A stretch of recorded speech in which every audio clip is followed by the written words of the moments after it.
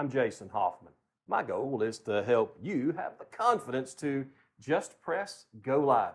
You may remember seeing a video from a while back about this little device, the Pivo Pod. In it, I made the case that it was an incredibly valuable tool if you were a single person producer of live streams or recordings and you needed a camera that would track you, especially if you were teaming it with the Mevo Start. It would allow you to mount your smartphone with the Mevo Start onto a Pivo Pod and then have it track you wherever you moved. Apparently, the folks at Pivo saw the video as well because they've come out with a new Pivo Pod Max. As you can tell, it is a much larger pod, has a longer battery life, will carry more payload, so you can use a bigger camera to accomplish what you want. But it comes with a heftier price tag as well. Well, we're talking about $200 to $250, depending on if you can find it on sale or not, versus $100 to maybe $150 on the Pivo Pod Silver, depending on how you find it on sale, or they have the Pivo Pod Lite that is less than $100, and although it's not being tested today, we should be able to get a good idea as to whether the extra investment for the beefier system is something that you might need if you're trying to stream or record your child's baseball workouts, your cooking show to get your Mevo camera system to follow you. The possibilities are somewhat endless, but we're also going to put some heavier cameras on each of these pods and see how they respond. The one thing that I remember being such a challenge with these is needing them to not shake once the tracking had been done. Because what I saw out of the Pivo Pod Silver was it would track me well, but once it stopped, the momentum would make the camera shake just enough. Now, I had that on a tripod that probably wasn't the most stable. We're going to be doing our testing today on a very stable surface here in my office, and so we should have a good idea as to whether or not we can keep that stopping shake from happening. Both of these devices will come with a remote that can be paired, as well as having access to the software. It's going to give you all kinds of controls in what you want these two devices to do. I will say this, I reached out to the company and asked about a firmware update for the Pivo Pod Silver. After all, it's been quite some time since I made the review on this one. Their response to me was, we don't actually do firmware update. Any advancements happen in the software on your smartphone. So, whatever this is, it is. And to their credit, they've done a great job of keeping up with that software. It is remarkably robust and what all you can ask one of these little devices to do. So before we start testing the camera-smartphone combination setup, let's just see how it handles the smartphone, what it was supposedly, originally intended to handle. Let me connect it over the pod over here to this other cell phone and we'll see what we've got. Now each of them are tracking me. I have the Mevo Start over here, doing the heavy lifting of making sure that we're recording what's happening with the Pivo Pod Max and the Pivo Pod Silver. And now we can see how each of these is going to record me as I move about. Okay, so 360-degree tracking is no problem for these devices. However, 360-degree motion in this office may be a little bit of an issue. I'm going to give it a shot. Here's the deal. It's 102 degrees outside. And even though there is a breeze blowing, that breeze feels like it's blowing across Nebuchadnezzar's furnace, I am not going to try to do this outdoors. We're going to try this indoors. So I'm going to go ahead and get up. It's going to zoom out a little bit to catch me, to continue to have my face inside the viewfinder there. I'm going to move around. A couple of things I'll have to get out of the way. Matter of fact, one of those things I just moved, I may need to show you here pretty soon. It's an interesting little piece of equipment. So we'll continue to go. And as I go and stop and come back, I'm looking for any kind of shake, any kind of residual motion because the camera has stopped in its... it's looking good, though. I tell you, this is not too bad. My office really is a good space to do this. I love my new office. This has been a fantastic remodel and transition for me, and I absolutely adore this table that these folks have built for me. Anyway, So there's 360 degrees of motion, no problem. It's going to auto zoom. It's going to keep me in view as best it can. As you just saw, as I move backward, it's going to fill me in with the auto zoom. It's going to predictive follow, so it's using its algorithm to make sure it keeps me where I'm supposed to be inside this center position, because that's what I chose to have it be.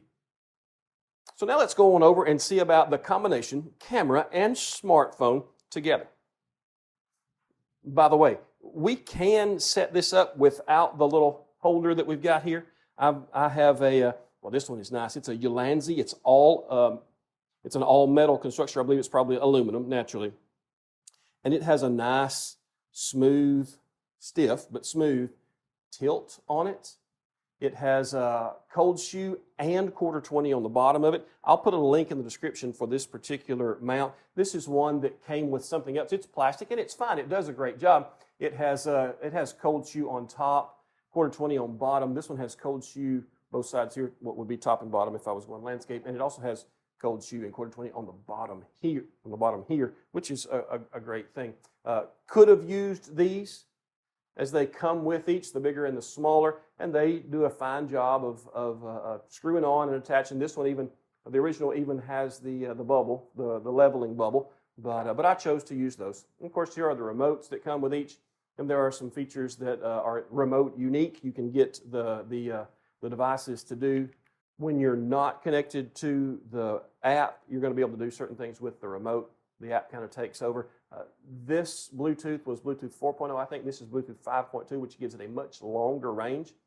Another thing that I asked about on the original, back when I was using it a lot more for football streams, was the ability for this not to time out if it wasn't connected to an app. They wouldn't change that because they don't do firmware updates, right? This one doesn't.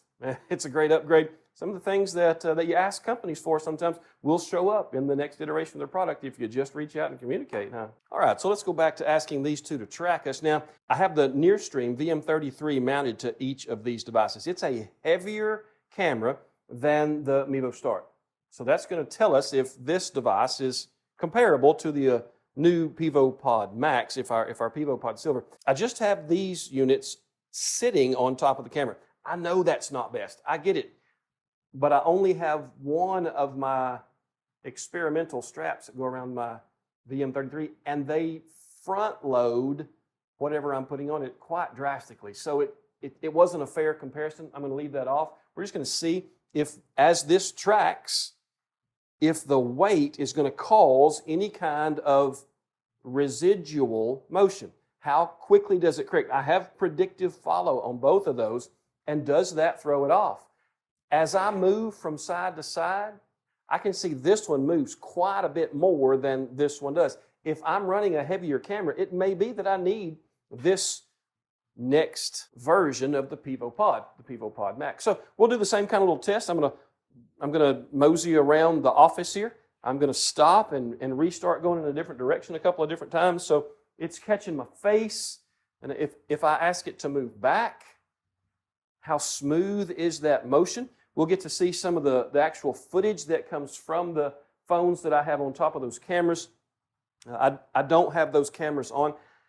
Unfortunately, the Nearstream VM33 is a multicam system, and so it's a multicam app, and a multicam app will not allow it to continue to record or stream if it's not on the front of the device you're using. So I can't run it and the Pivo software at the same time. But you can see for yourself just how smooth these devices are if I'm asking them to track with a heavier workload. Let's trade that out for the Mevo Starts and see what that one gives. All right, so now that we have each Pivo Pod, the Max and the Silver, loaded up with a Mevo Start camera with a smartphone mounted on top, let's see, once again, how the driver, how the motor, how the stepper, whatever they call that thing in there, handles the weight that we have attached to it. Now, I do have the feet out on the Pivo Pod Silver so that it is as stable as possible. This is an incredibly stable table, so we should be fine as far as we're getting what it's giving us, all right? Great benefit of being able to attach it to a Mevo Start. The Mevo Start software, the single cam software, will allow itself to be run in the background. So whether I'm recording or live streaming, I'm going to be able to run the Pivo software on the same device that I'm running the Mevo software on, so that I can actually record myself or even stream myself in this view that's coming through the Pivo software, as well as through this view that's coming through the Mevo software. Now, I don't know how all the ins and outs of streaming both of those at the same time would be for your smartphone's connectivity. It may not work at all. I'm not telling you that's gonna be the thing to do. But as far as being able to record one, stream the other, or record both, it's going to work like a charm. And here's the great value. If you've got a slap hitter in softball who is wanting to see what they look like coming out of the box, this will track them.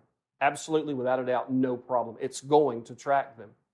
And so you can have a landscaped view recording or stream from your Mevo, and you can have a portrait view recording. You could also turn it into landscape as well, but you could do both. So if you're trying to post this to your team's softball Instagram account and their YouTube page, YouTube channel, you're going to be able to record once and get both shots at the same time. That's really the big plus for those of us who are trying to get a stream or a recording onto social media. You have both platforms here, and if you listen to anybody tell you how to get more views, they're talking about running both platforms. So you get your portrait view, you get your landscape view. So let's see what it looks like. Mevo start, smartphone attached to the top, sitting on each of those Pivo pods as we do a quick 360, just like we've done in the other two tests. It's going to zoom out, it's going to catch me, all that stuff. That's happening in the Pivo software. It does a great job. This is the third time you've seen it. You shouldn't have any questions by now. That's working like it's supposed to. If I stop and go the other direction. Okay, so with the smaller camera, with the Mevo camera, instead of that VM33, I noticed that my Pivo Pod Silver did not overcorrect. It was not carrying too much of a load. That may be important. So we'll continue around, get past that window. We'll stop again, come back a little bit. The overcorrection isn't there that was there with the heavier camera. And then we'll come on. Oh, I walked out of view on that one. It lost me. Sometimes that happens. The great thing is not just a face view that you can track here. You can outline on the screen and do a whole body track. You can do an object track. You can do a dog. You can do a horse. If you're training, and I know this is a huge deal for equestrian folks, that the little Pivo has made great inroads in those circles as well. So I will post in the description a link to the specs for each of these devices, and it's going to give you the battery life. It's going to give you all of the pieces that you need to make your decision as to whether you think that the original and more affordable Pivo Pod Silver, Pivo Pod Lite, whatever, is going to be the way to go, or if the Pivo Pod Max is something that you could use to invest. If you're in the church setting and you can't quite budget the $800 to $1,000 for an AI tracking PTZ camera, but you already have a Mevo setup, is this a way for you to be able to track what's happening on your platform in the church? Maybe so, with either of these cameras, because if you're working Mevo, you can see that the Pivo Pod Silver will work just fine. Some of you will be looking for a recommendation at the end of this video. Which one do I think? Is it worth it to pay the extra $100 or so for the Pivo Pod Max? If you're already invested in the Mevo system, I'd say no. It's going to handle the weight load that you're going to ask it to carry, no problem. If you're going to record and use a bigger camera, if you're wanting your Sony, your mirrorless DSLR type camera to track you as you're doing something, well, you may want the Pivo Pod Max because it's going to carry that extra payload much better than the Silver, than the Lite is going to. So you tell me what you think. Leave in the comments what you think is the better deal after looking at these two devices and what they can do. Which one would you purchase?